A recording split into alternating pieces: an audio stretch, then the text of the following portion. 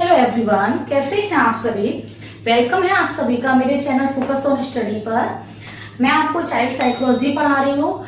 आज की क्लास में आपको शिक्षा कौशल में टीचिंग स्किल्स भी पढ़ाऊंगी और आज से आपका मैं सोच रही हूँ कि आपका टीचिंग स्किल टॉपिक कंटिन्यू रखूं और जैसे ही एक साइड आपका चाइल्ड साइकोलॉजी चलता रहेगा और साथ में ही आपका शिक्षा कौशल टीचिंग स्किल्स टॉपिक भी चलता रहेगा। वो टॉपिक आपके लिए काफी इम्पोर्टेंट है और जानते होंगे बच्चे कि ये टॉपिक आपका सुपर टेट में पूछा जाता है, लेकिन ऐसा नहीं है कि ये टॉपिक आपके सुपर टेट के लिए ही इम्पोर्टेंट है।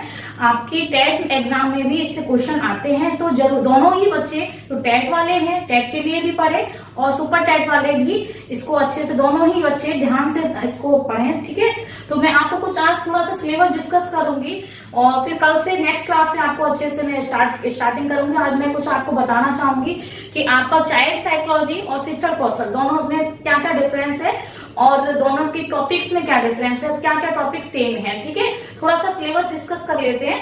ठीक है, आप देखेंगे हम देखो ये जो टॉपिक आपका है ये आपने बीएड किया होगा, बीटीसी किया होगा। तो बीएड वाले बच्चों की जो बुक है सेकंड पेपर, इसी नाम से ये वर्तमान भारतीय समाज एवं प्रारंभिक शिक्षा, जितना भी कुछ उस बुक में दे रखा है सारा हम इस वाले चैप्टर में कवर करेंगे। तो आप समझ सकते हैं वो बुक कितनी मोटी है, तो ये चैप्टर भी कितना लंबा होगा। ठीक है, आपका शिक्षण कौशल 10 मार्क्स का मतलब 10 मार्क्स का आपका सुपर टेट में पूछा जाता है। कहने के लिए वो 10 मार्क्स जरूर है, लेकिन उन 10 मार्क्स के अंतर्गत आपको बहुत सारी स्टडी करनी पड़ेगी, बहुत सारा पढ़ना पड़ेगा। सोच सकते हैं आप, जब एक बुक है आपकी, वो एक चैप्टर दे रखा है यहाँ पर, ठीक है, एक बुक एक चैप्टर के तौर पर दे रखा है, तो कितना आपको उसमें पढ़ना पड़ेगा। प्रबंधन एवं प्रशासन, आपका बीएड आपने पढ़ा है, तो बीएड में आपकी जो 5th नंबर की जो बुक होती है वो आपकी प्रबंधन और प्रशासन।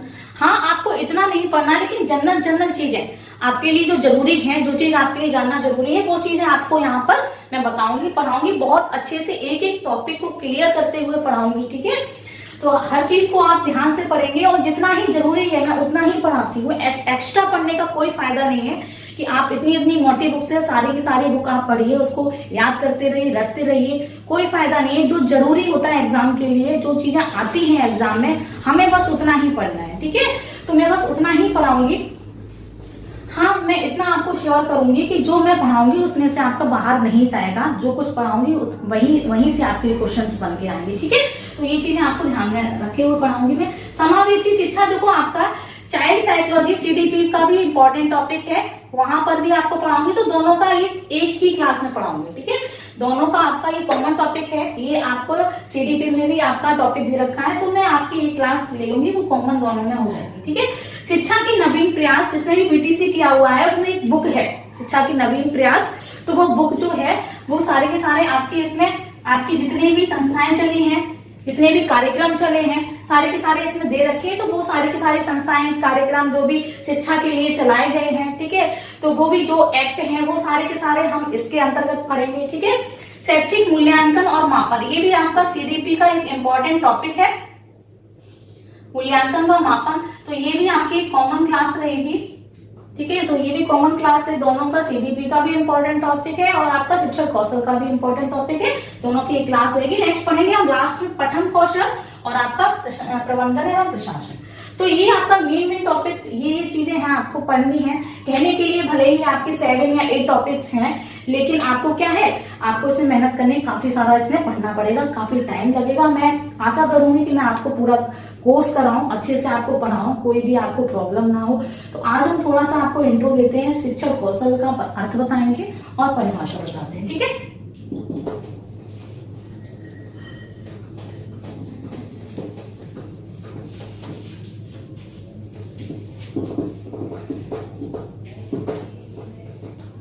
शिक्षण कौशल टॉपिक से समझ में आ रहा होगा। शिक्षण कौशल, शिक्षण क्या है, टीचिंग। ठीक है, क्या है, टीचिंग, और कौशल हमारे क्या होते हैं, स्किल। क्या होते हैं, स्किल। स्किल जो भी हम क्रिया करते हैं, जो भी हम कार्य करते हैं, उसको कार्य करने का तरीका क्या कहलाता है, हमारा स्किल कहलाता है। ठीक है, स्किल कहलाता है। ठीक है, एक जो टीचर होता है कार्य करते समय, टीचिंग कार्य करते समय किन किन चीजों का प्रयोग करता है, वो हमारे शिक्षण कौशल के अंतर्गत आ सकते हैं। ठीक है, जैसे शिक्षण करते समय किन किन चीजों की आवश्यकता होती है। आपने ट्रेनिंग ली होगी, बीएड किया होगा तो आपकी ट्रेनिंग चली होगी, माइक्रो टीचिंग चली होगी, मैक्रो टीचिंग चली होगी। उस ट्रेनिंग के दौरान आपने कुछ कौशल सीखे होंगे। ठीक है, आपने पठन सामग्री बनाई होगी। ठीक है, आपने बहुत सी प्रिपरेशन की होगी कि किस तरीके से आपको बच्चों को पढ़ाना है, कौन कौन चीजों को आपको यूज करना है। आपको स्किल्स सिखाए गए होंगे, कौशल की जो प्रकार आपको सिखाए गए होंगे, उन प्रकार में आपको हर एक चीजों को यूज करना पड़ता है आपको टीचिंग करते समय। ठीक है, तो वही चीजें आपको शिक्षण कौशल वाले टॉपिक के अंतर्गत आपको पढ़ना है। तो सबसे पहले निकल कर आता है कि शिक्षण कौशल का अर्थ क्या है। शिक्षण कौशल का अर्थ क्या है? तो शिक्षण करते समय क्या है? शिक्षण करते समय, शिक्षण कार्य करते समय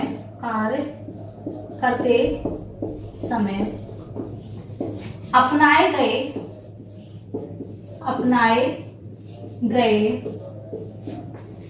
हाव भाव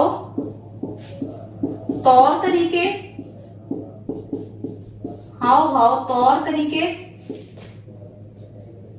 ठीक है, आदि क्रियाएं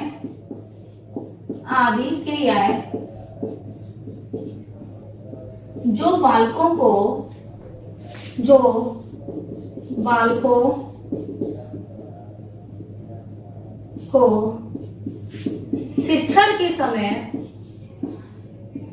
शिक्षण के समय अपनी तरफ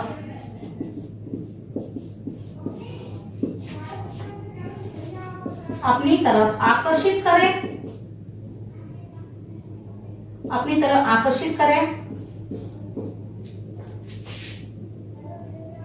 शिक्षण कौशल कहलाता है।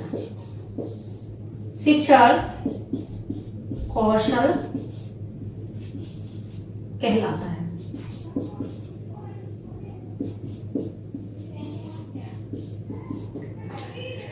एक शिक्षक कौशल करते समय टीचर जो है कितना ज्यादा बोर्ड का यूज कर रहा है। ठीक है, कितना ज्यादा जो है पूर्व ज्ञान से रिलेटेड प्रश्न पूछ रहा है, प्रस्तावना कौशल का प्रयोग करना है, कितना ज्यादा उद्देश्य कथन निकाल रहा है, कितना ज्यादा बच्चों के साथ वार्तालाप कर रहा है, अंतः क्रिया कर रहा है। क्रियाओं को भी करना बहुत आवश्यक है एक शिक्षक के लिए। जब तक वो तीनों प्रकार की क्रियाएं नहीं करेगा तब तक एक शिक्षक जो है वो पूर्ण नहीं कहा जाएगा और ना ही एक शिक्षक पूर्ण बन सकता है। तो वो शिक्षण तीन का क्या कार्य है? 3H। आपने 3H पढ़ा होगा, अगर आपने ब्लूम की टैक्सोनॉमी पढ़ी हुई है तो 3H पढ़ा होगा। 3H क्या है? तो 3H में सबसे पहले आपका बन जाता है हेड, नेक्स्ट है हेड, क्या है? हैंड, और थर्ड आपका क्या है? हार्ट। ठीक है, हेड फोर क्या हो जाएगा आपका? ज्ञानात्मक कौशल। नेक्स्ट हैंड फोर क्या बन जाएगा? क्रियात्मक कौशल। और हार्ट फोर क्या बन जाएगा? भावात्मक कौशल। ठीक है, तो ये तीन जो पार्ट हैं, तीन प्रकार की जो क्रियाएं हैं वो एक शिक्षक के लिए बहुत आवश्यक है। ज्ञानात्मक मतलब ज्ञान का प्रयोग करना, ज्ञान भरपूर मात्रा में होना, क्रिया करना मतलब सिर्फ ज्ञान का ही होना जरूरी नहीं है, ज्ञान के साथ साथ क्या है? क्रिया भी करना जरूरी है। ठीक है, क्रिया करना और अपनी फीलिंग्स को बहुत ज्यादा एक्टिवेट रखना, फीलिंग्स के साथ जुड़ना। किसके साथ? बच्चों के साथ फीलिंग्स के साथ जुड़ना। ऐसा नहीं कि आप बच्चों के साथ बहुत ही दुर्व्यवहार कर रहे हैं, बहुत गलत तरीके से आप बिहेव कर रहे हैं उनके साथ। तो एक शिक्षक जो होगा, एक टीचर बच्चों से अच्छी तरीके से रिलेट नहीं कर पाएगा ना, बच्चे टीचर से डरते रहेंगे, उनके अंदर झिझक रहेगी और वो हर बात को शेयर नहीं कर पाएंगे अपने टीचर से। तो एक टीचर को भावात्मक होना जरूरी है, क्रियात्मक और ज्ञानात्मक। This is called the 3H किसके? एक शिक्षक के। ठीक है, तो ये आप याद रखना बहुत इंपॉर्टेंट है, यहां से क्वेश्चन आपका बन जाता है। तो ये आपका था शिक्षण कौशल का अर्थ। इसके बाद हम पढ़ते हैं शिक्षण कौशल की परिभाषा। बहुत इंपॉर्टेंट है परिभाषा, काफी सारी परिभाषाएं हैं लेकिन हम सारी परिभाषाएं नहीं पढ़ेंगे। हमें वही परिभाषा पढ़नी है जो हमारे एग्जाम के लिए इंपॉर्टेंट है, वही हमें पढ़ना है जो एग्जाम में आ सकता है। जो भी कुछ क्रियाएं एक शिक्षक जो है अपने शिक्षण के दौरान प्रयोग करता है, वह सारी की सारी शिक्षण कौशल के अंतर्गत आती हैं। जैसे एक शिक्षक बोर्ड का यूज कर रहा है, एक शिक्षक जो है पेन का यूज कर रहा है, एक शिक्षक डस्टर का यूज कर रहा है, एक शिक्षक बच्चों को समझाने के लिए, बेहतर तरीके से सिखाने के लिए चार्ट का, TLM का यूज कर रहा है, ठीक है, जिससे बच्चे अच्छी तरीके से सीख सकें, मॉडल का प्रयोग कर रहा है, ठीक है। इस तरीके से कोई भी प्रोजेक्ट दिखा रहा है, तो इस तरीके से हम कोई भी चीज अगर समझा रहे हैं बच्चों को और हम किसी भी चीज का प्रयोग कर रहे हैं बच्चों को बेहतर तरीके से समझाने के लिए, तो वही हमारा क्या कहलाता है, शिक्षण कौशल कहलाता है, ठीक है। नेक्स्ट परिभाषा है हमारी, छात्र अपने उद्देश्यों को प्राप्त कर सके व शिक्षण को बेहतर बना सके, तो यही आपका क्या कहलाता है, शिक्षण कौशल कहलाता है। मैंने आपको बताया हुआ भी है कि जो कोई भी आप डेफिनेशन याद करें तो हमें एज इट इज डेफिनेशन याद नहीं करनी होती है, ना ही आपको डेफिनेशन कभी भी एक सेम मिलेंगी, कुछ ना कुछ डिफरेंट जरूर होगा, लेकिन कीवर्ड्स आपके सेम रहते हैं। भाषा आपकी चेंज हो सकती है लेकिन आपके जो कीवर्ड्स होंगे वो आपके सेम रहेंगे। आपको इसमें क्या याद करना है, एक तो आपको याद करना शैक्षिक उद्देश्यों को प्राप्त करने में सहायता और सुगमता, ये दोनों में डिफरेंस है। यहाँ पे अनुदेशन प्रक्रिया दे रखा है तो ये मैं आपको बता रही हूँ जिससे आप डेफिनेशन को याद कर सके, और पूरी का पूरी डेफिनेशन कभी याद नहीं करनी होती है, भूल जाएंगे। काफी बड़ी डेफिनेशन आपकी प्रोफेसर BK पासी की डेफिनेशन सिर्फ और सिर्फ इतनी नहीं है, जितना मैंने लिखा है इससे और भी ज्यादा है, इतना ही और है इसमें, लेकिन आपको इतना याद करने का कोई फायदा नहीं है। आपको जो चीजें मेन है आपके एग्जाम के लिए जरूरी है, आपको क्या करना है, आपको क्वालिफाई करना है बस एग्जाम, ठीक है। आपको सिर्फ एग्जाम क्वालिफाई करना है, आपको विशेषज्ञ नहीं बनना है, ठीक है। तो ये चीजें हैं, ठीक। तो ये आपको दो डेफिनेशन याद करनी पड़ेगी, इंपॉर्टेंट है डेफिनेशन, ठीक है। तो ये आपका था शिक्षण कौशल की परिभाषा है, और आपको मैंने आज अर्थ बताया है शिक्षण कौशल का, आपको समझ में आया होगा। और मैंने आपको सिलेबस भी बताया हुआ है, तो हम सिलेबस के अकॉर्डिंग ही चलेंगे, टॉपिक बाय टॉपिक कराएंगे आपको। इसके बाद में आपको शिक्षण कौशल के प्रकार कराऊंगी, प्रस्तावना कौशल, उद्देश्य कथन कौशल, उद्दीपन परिवर्तन कौशल, श्याम पट्ट कौशल, जितने कौशल होते हैं आपके नॉर्मली 14 कौशल बताए गए हैं, और आपके 14 कौशल में से जो इंपॉर्टेंट कौशल है मैं वही कराऊंगी, सारे कौशल नहीं कराऊंगी, ठीक है। तो आप बने रहिए मेरे साथ, ठीक है। अच्छे से आप स्टडी करिए, आपको कोई भी डाउट होता है कमेंट बॉक्स में आप जरूर लिखें, आपको कुछ भी पूछना है, और मेरी क्लास आपको कैसी लगी है तो प्लीज कमेंट बॉक्स में जरूर बताएं। क्लास को शेयर करें, जो भी फ्रेंड्स आपकी टेट सुपर टेट की स्टडी कर रहे हैं उनसे आप जरूर बोलें मेरी क्लास के साथ जुड़ने के लिए। आज के लिए इतना ही, नेक्स्ट मिलेंगे नेक्स्ट क्लास में, धन्यवाद।